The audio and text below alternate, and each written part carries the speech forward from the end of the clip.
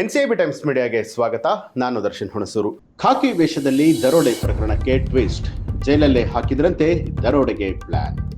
February 16ನೇ ತಾರೀಕು ಬ್ಯಾಡ್ರಳ್ಳಿ ಲಿಮಿಟ್ಸ್ನಲ್ಲಿ ನಡೆದಂಥ robbery ಎಲ್ಲರನ್ನ ಬೆಚ್ಚಿ ಬೆಳೆಸಿತ್ತು. ಹಾಡು ಹಗಲೇ ಪೊಲೀಸರ ಗೆಟಪ್ನಲ್ಲಿ ಬಂದಿದ್ದ ಖದೀಮರು ಗುಡಿಸಿ ಗುಂಡಾಂತರ ಮಾಡಿದ್ರು. ಹೊಂಬಾಳೆಗೌಡ ಅನ್ನೋರ ಮನೆಗೆ ನುಗ್ಗಿದ್ದ ಗ್ಯಾಂಗ್ ಪೊಲೀಸ್ ಡ್ರೆಸ್ ಅಲ್ಲಿ ಎಂಟ್ರಿ ಕೊಟ್ಟಿತ್ತು.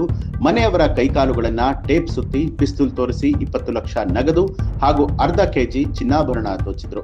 ಇದೇ ಪ್ರಕರಣದ ತನಿಖೆಗೆ ಇಳಿದಂತಹ ಪೊಲೀಸರಿಗೆ ಶಾಕ್ ಆಗಿತ್ತು. ಜೈಲಿನಿಂದಲೇ ಕೃತ್ಯಕ್ಕೆ ಪ್ಲಾನ್ ಮಾಡಿತ್ತು ಅನ್ನುವಂಥದ್ದು ಇದೀಗ ಪೊಲೀಸರ ತನಿಖೆಯಿಂದ ಗೊತ್ತಾಗಿರುವಂತಹ ವಿಚಾರ. ಹೌದು, ಟೆಕ್ನಿಕಲ್ ಆಂಗಲ್ ನಲ್ಲಿ ತನಿಖೆ ನಡೆಸಿದ ಪೊಲೀಸರಿಗೆ ಶಾಕಿಂಗ್ ವಿಚಾರ ಗೊತ್ತಾಗಿದೆ. ಆರೋಪಿಯ ಫಿಂಗರ್ ಪ್ರಿಂಟ್ ಚೆಕ್ ಮಾಡಿದಾಗ ಆತ ಜೈಲಿನಲ್ಲಿದ್ದಾನೆ ಅನ್ನೋದು ಗೊತ್ತಾಗಿದೆ.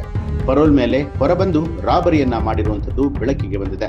ದರೋಡೆ ಮಾಡಿದ್ದ ಇಬ್ಬರು ಆರೋಪಿಗಳಲ್ಲಿ ಒಬ್ಬ ಜೈಲಲ್ಲಿ ಇದ್ಕೊಂಡೇ ಪ್ಲಾನ್ ಅನ್ನ ಮಾಡಿದ್ನಂತೆ. ರಾಬರಿ ಮಾಡಿದ ಮರುದಿನವೇ ಮತ್ತೆ ಜೈಲಿಗೆ ಹೋಗೋದಕ್ಕೆ ಸ್ಕೆಚ್ ಹಾಕಿದ್ರಂತೆ. ಅದರಂತೆ ಹೊರಬಂದಿದ್ದ ಆರೋಪಿ ನೇರವಾಗಿ ಬ್ಯಾಡ್ರಳ್ಳಿಗೆ ಬಂದು ದರೋಡೆಯನ್ನ ಮಾಡಿದ್ದ. ದರೋಡೆ ನಡೆದ ಮರುದಿನವೇ ಪುನಃ ಜೈಲಿಗೆ ವಾಪಸ್ ಹೋಗಿದ್ದಾನೆ. ದರೋಡೆ ಮಾಡಿದ ದುಡ್ಡು ಮತ್ತು ಚಿನ್ನವನ್ನ ಆಪ್ತರಿಗೆ ನೀಡಿ ಮತ್ತೆ ಜೈಲು ಸೇರಿರುವಂಥದ್ದು ಗೊತ್ತಾಗಿದೆ. ಸದ್ಯ ಬ್ಯಾಡ್ರಳ್ಳಿ ಪೊಲೀಸರು ತನಿಖೆಯನ್ನ ಮುಂದುವರೆಸಿದ್ದಾರೆ. ಜೈಲಲ್ಲಿರುವಂತಹ ಕೈದಿಯನ್ನ ಬಾಡಿ ವಾರೆಂಟ್ ಮೇಲೆ ತನಿಖೆಯನ್ನ ಮಾಡೋದಕ್ಕೆ ಸಿದ್ಧತೆಯನ್ನ ನಡೆಸಿದ್ದಾರೆ. ಆದ್ರೆ ದರೋಡೆಕೋರರಿಗೆ ಮನೆಯಲ್ಲಿ ಇಷ್ಟೊಂದು ದೊಡ್ಡ ಮೊತ್ತದ ಹಣ ಇರುವಂತಹ ವಿಚಾರ ಗೊತ್ತಾಗಿದ್ದು ಹೇಗೆ? ಕುಟುಂಬಸ್ಥರು ಯಾರಾದ್ರೂ ಇದರಲ್ಲಿ ಇನ್ವಾಲ್ವ್ ಆಗಿದ್ದಾರಾ? ಜಮೀನು ಮಾರಾಟ ಮಾಡಿದ್ದ 1.5 ಕೋಟಿ ಹಣವನ್ನ ಮನೆಯಲ್ಲಿ ಇಟ್ಟಿದ್ದು ಅದ್ಹೇಗೆ ಗೊತ್ತಾಯ್ತು? ಬೇರೆ ಜಿಲ್ಲೆಯ ಜೈಲಿನಿಂದ ಇಲ್ಲಿಗೆ ಬಂದಿದ್ ಹೇಗೆ ಅನ್ನುವಂತ ಅನುಮಾನ ಕೂಡ ಶುರುವಾಗಿದೆ.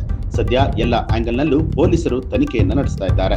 ಈ ಒಂದು ಮಾಹಿತಿಗೆ ಸಂಬಂಧಪಟ್ಟ ಹಾಗೆ ನಿಮ್ಮ ಅನಿಸಿಕೆ ಅಭಿಪ್ರಾಯವನ್ನ ಕಮೆಂಟ್ ಮಾಡಿ ತಿಳಿಸಿ. ಹಾಗೆ ನೀವಿನ್ನೂ ಕೂಡ ನಮ್ಮ ಚಾನೆಲ್ ಅನ್ನ ಸಬ್ಸ್ಕ್ರೈಬ್ ಮಾಡಿಲ್ಲ ಅನ್ನುವಂಥದ್ದಾದ್ರೆ ಈಗಲೇ ಸಬ್ಸ್ಕ್ರೈಬ್ ಮಾಡಿ, ಬೆಲ್ ಐಕಾನ್ ಒತ್ತಿ.